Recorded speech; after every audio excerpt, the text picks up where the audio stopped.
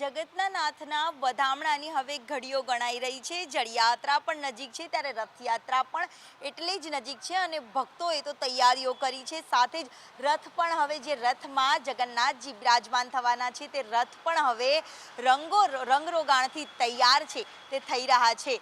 સાથે જ અવનવા રંગો અને આ વખતે પણ જે ગયા વર્ષે નવા રથ બનાવવામાં આવ્યા હતા અને નવા રથ સાથે જ રંગરોગાણ હતું તે પણ ખૂબ આકર્ષકનું કેન્દ્ર બન્યા હતા। અને જગન્નાથજી જે રથમાં બિરાજમાન થવાના છે તે રથ કયા રંગે રંગાઈ રહ્યા છે એમની પાસેથી જ જાણીશું કેટલા કલાકની મહેનત અને આ રંગરોગાણમાં શું વિશેષતા છે આ વખતે।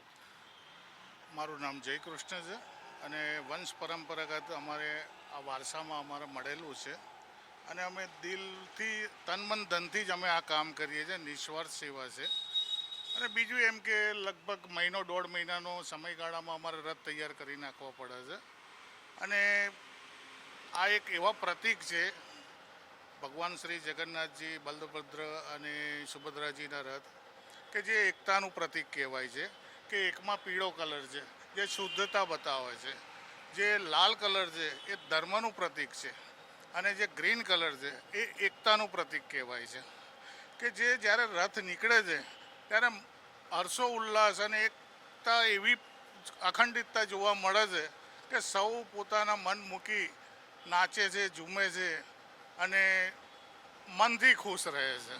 બસ અમારે તો આ જ આશા છે કે લોકો હળી મળીને રહે અને ખુશીથી આ તહેવાર ઉજવે।